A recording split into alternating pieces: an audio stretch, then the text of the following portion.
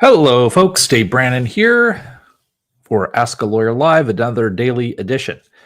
Today we're going to be going pretty quickly. I have to have a hard out at about 30 minutes to take my daughter and her boyfriend. We're going out for dinner. So I will be cutting out. If you have questions, what I would recommend is you get those questions put in the chat before as soon as possible. And then I'll get those. I'll make sure I answer all the questions before I have to take off. Now, let me get situated here. I hope my mic is working. Let me do a mic check here because I have done that before. Mic's working fine. Okay, we're all good. So let's dive in to today's topic. Today, we're going to be talking about this problem that can come up at times. Whoops, we got to put my computer in the way here. A problem that can come up at times with long-term disability claims is what to do if your doctor won't fill out medical forms. This is a common problem that comes up. I discuss it in my books, this book and also this book. So I do discuss it in there, but I also have this article on my website that I'm just pulled up here right now. We're going to go through this article and I'm going to talk to you about my thoughts on what to do when your doctor won't fill out forms.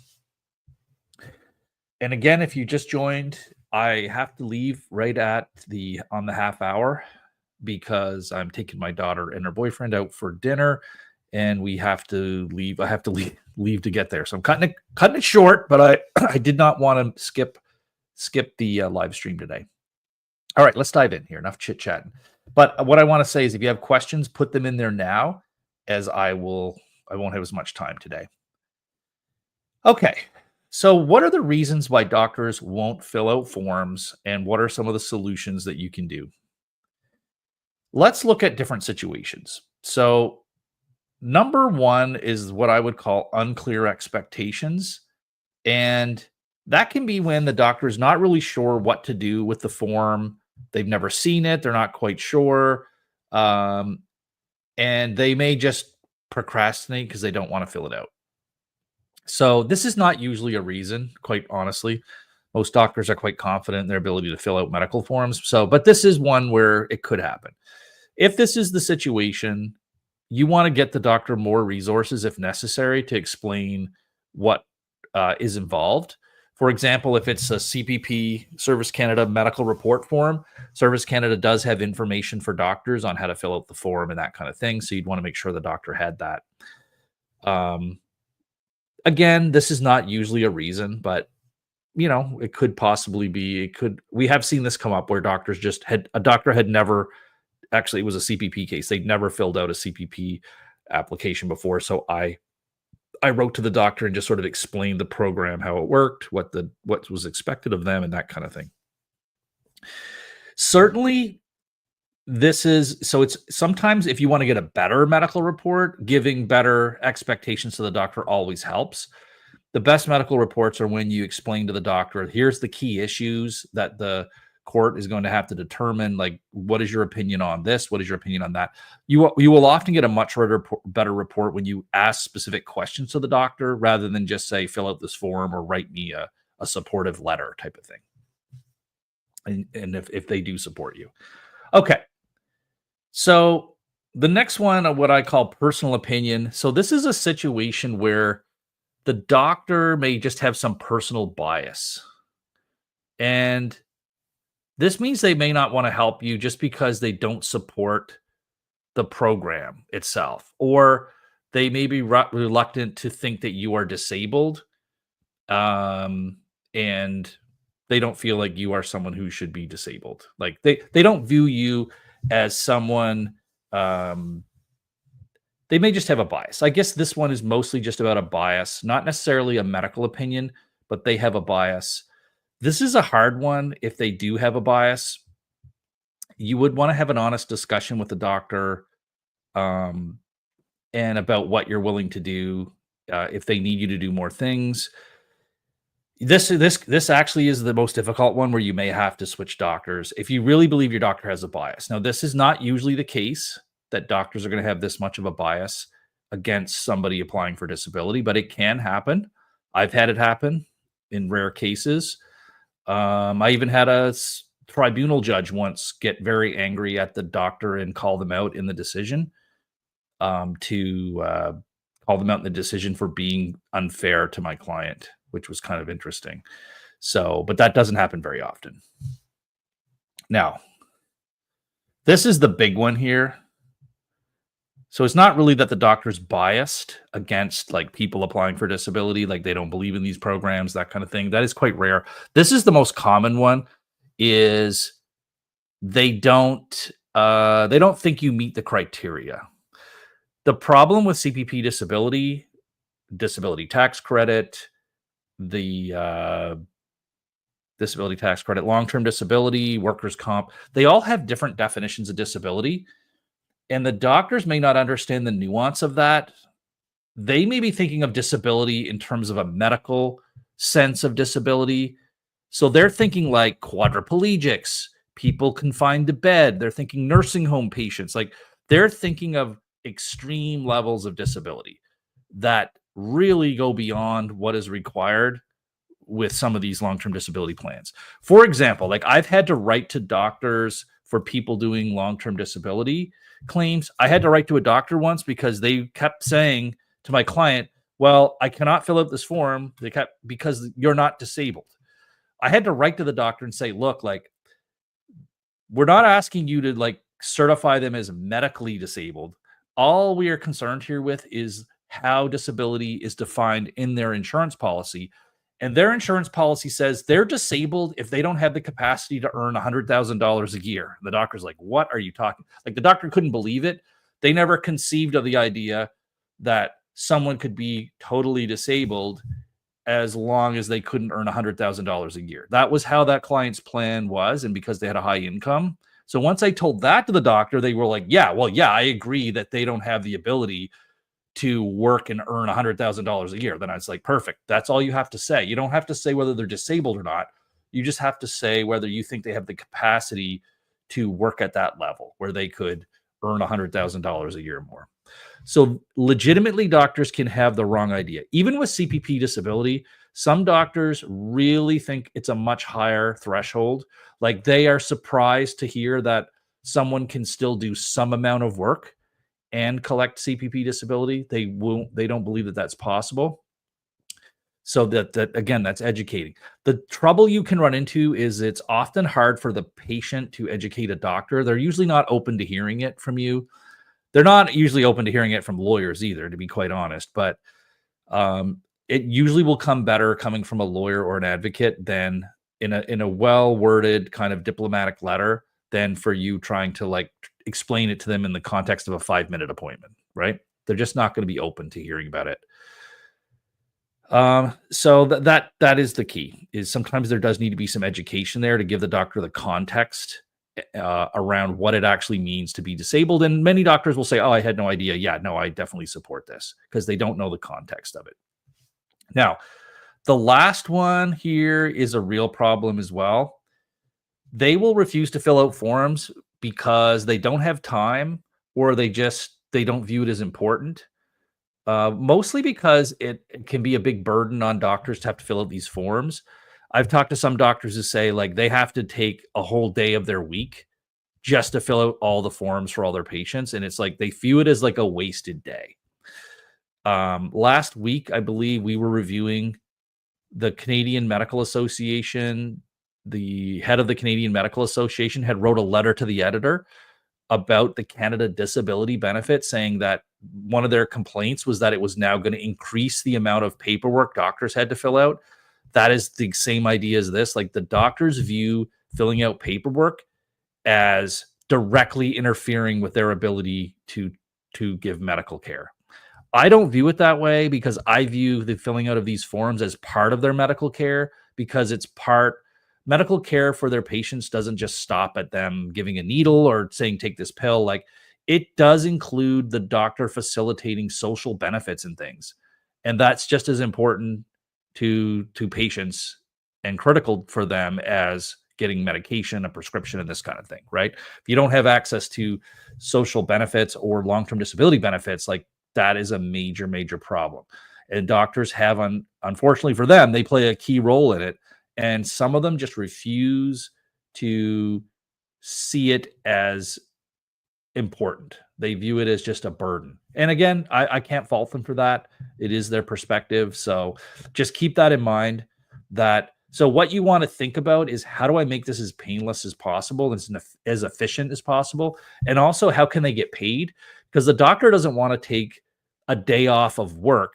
They're paid by the visit. So if they're not seeing somebody for a billable visit, then they can't be paid. What I recommend people do is make an appointment for your doctor, make a regular appointment for the doctor, and let them know ahead of time that you want to use the appointment to have the paperwork filled out. They can then examine you for a follow-up care and at the same time fill out the form while you're in the room. That allows them to bill for it. Some doctors prefer to do it that way. That way they can charge, they're doing an examination of you while filling out the report. They can charge your Medicare for the time to do the assessment. And also they might charge you a fee on top of that as well. So just keep that in mind. Now, the last one would be communication issues. So again, this may be that the doctor may not appreciate the seriousness of your disability, or if you're not someone who really elaborates on it, they just may not understand how the difficulties you're going through. It is important to be honest and upfront with your doctor about the severity of the disability to make sure that they appreciate the difficulty you're going through. So that can sometimes be an issue if they just don't appreciate the level of your disability.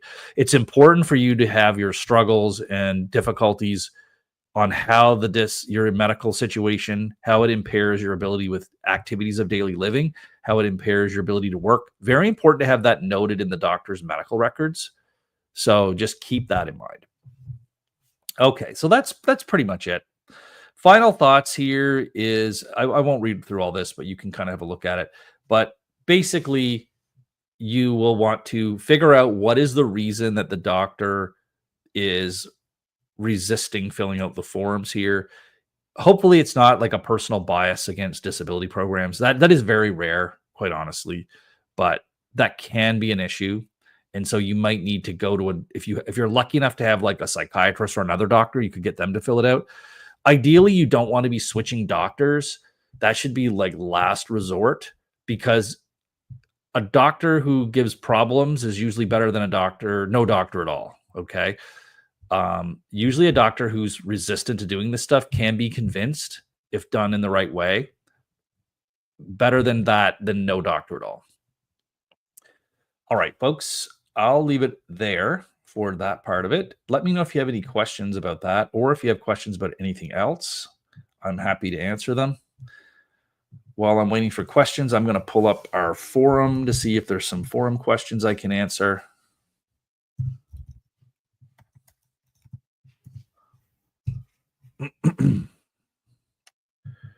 Let's see here. Yep, here we go.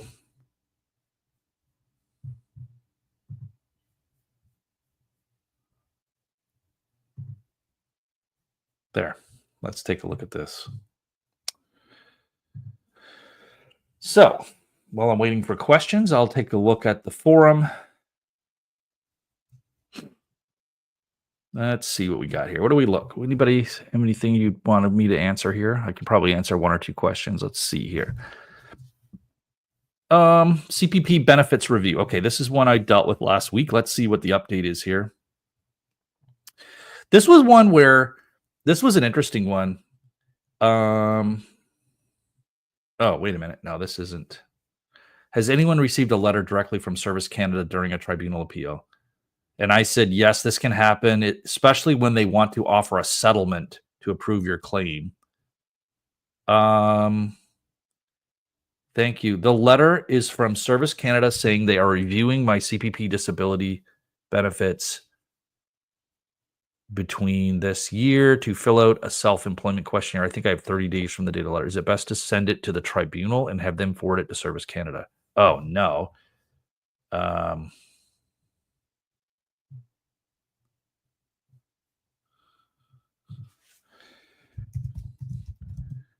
what?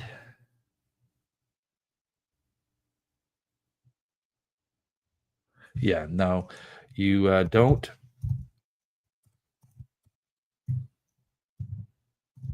send things to the tribunal unless you have an open appeal with them.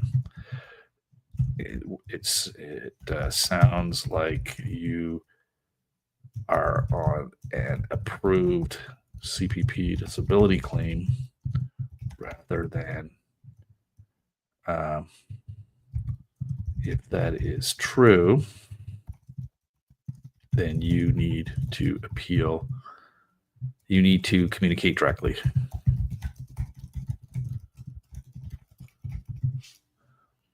Yeah. I'm not sure why they would think they should go through the tribunal.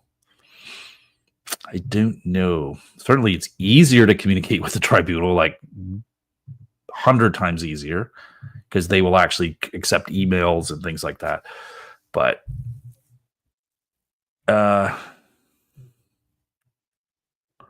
see, the reason I don't think this person has an open appeal with the tribunal is because if they did, they would not be getting letters from Service Canada. Yeah.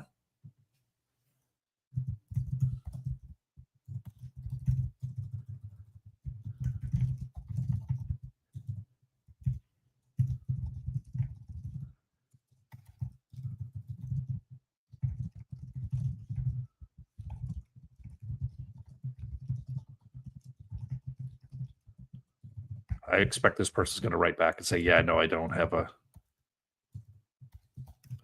an open appeal. There we go. What else we got here?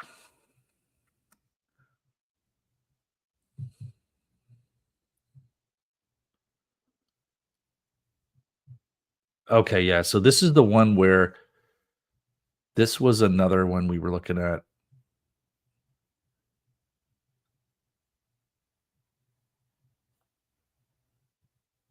This was one where the person had some communications with Service Canada and then it just nothing. And they wondered, they wanted updates and things. So this person sent the updates and the person said, I'm too busy to do the thing. We'll follow up with you later. And then no follow up was ever done. And basically Caro, who is a very good, Caro's a very good commentator on this website, on the forum. As long as the payments continue, I would consider this successfully concluded. I agree 100% with Caro. Okay, and that's what I even said here. I don't think any follow-up is needed. Just keep records. Yeah. How long until they call, and does it happen to everyone at some point? Is this the same person? No, this is different. How long until they call, and does it happen to everyone at some point? Weird how insurance companies require annual updates, but Service Canada doesn't. The financial assistants are different.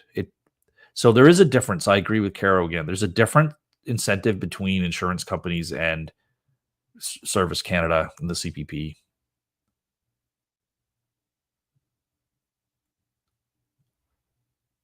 Yeah.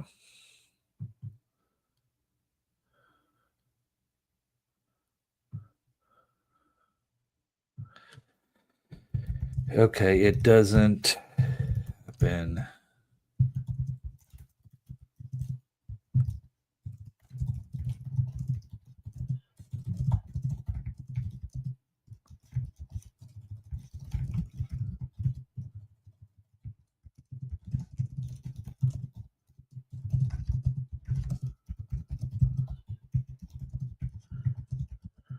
Who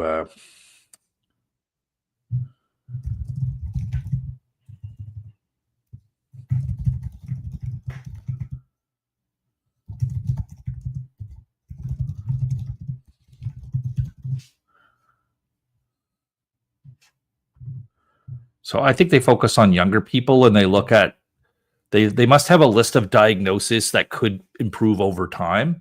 So those are the ones they probably review.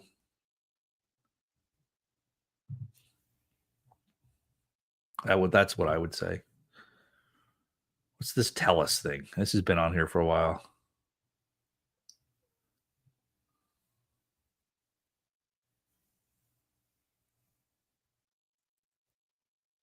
So they have to give proof. It looks like TELUS gives cheap internet for people with disabilities. I don't know anything about this, but I'm glad someone shared it. So I really can't endorse it. I have no idea. No idea.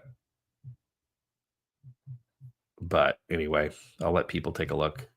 I'm not even sure what the proof of disability would be. It might be a letter from your doctor or something. Hard to say.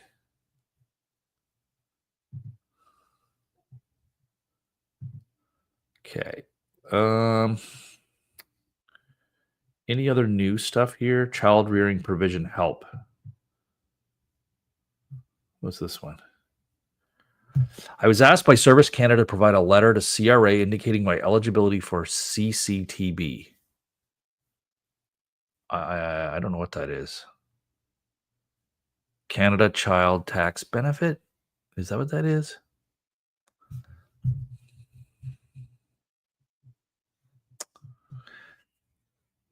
Hmm. I applied during my time. It must be the Canada Child Tax Benefit. Yeah. Canada Child Tax Benefit. They also said CRA would likely require a written declaration for my spouse. Each time I've spoken with him, I'm told that they do not provide any type of letters indicating eligibility regarding Canada Child Tax Benefit. I even read them the paragraph from the CPPD application, and they still gave the same response. Are there any forms or document templates that could be completed and mailed? Yikes. I don't know of any. Um, oh, they're asking for us. Yeah.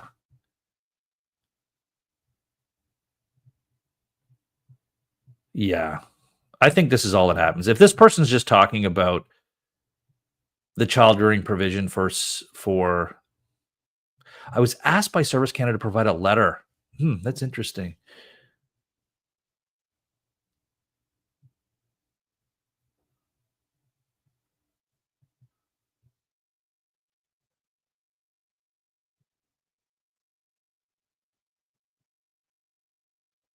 Okay. Yeah, I don't know quite the answer here. Don't know the answer, but we got a question here from Joey. Let's have a look here, Joey. Let me get rid of this thing. Joey is saying, yes. Oh, this is the TELUS thing. Yes, it's called TELUS for Life, and you get a free phone and plan for 2 years. You don't need a doctor to fill it out as certified. You don't need a doctor to fill out as any certified something can. And you have to be younger than 22 years old. Oh, okay, okay. Yikes, younger than 22? Who's that going to cover? In Alberta, being on AISH was accepted. Okay. Oh, any certified agency can. Yeah. Interesting. Huh. Interesting. TELUS for Life. You get a free phone and plan for 2 years. You don't need a doctor to fill it out. I had no idea about that. That's interesting, Joey. Thanks for sharing that. Alrighty. I got time for probably one more question from somebody, or if not, I'll just do another one on here. Then I got to get my daughter my daughter works at the Keg, pretty snazzy place. So she's been working there for probably a few months now. So she wanted us to go there with her. So here we go. We're going. She wants to be able to try. She's taking there's like 5 of us going. So we're going to get all the different types of food so she can try them all out. So she can recommend them to people that are coming in there. Oh, Joey's saying some more stuff here. Let's see what he's got. We're okay. Okay, so they're accepting AISH would be as provincial disability benefits. They also have internet for life at $9 a month. Yeah. Okay.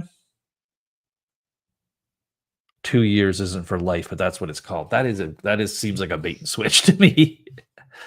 And it's only between ages 16 and 22. Yeah, okay. So there's a lot of limits on this, but again, I'm not going to fault them for trying to give people a benefit, but 16 to 22 is pretty young. So it may not be as good as it seems because most people on here, let's be frank, are not going to be between 16 and 22. Most people on here are older than that. That's just the way it is. So thanks for clearing it up there, Joey. All right, let's go back here and see. Is there any other questions here I can answer on this forum?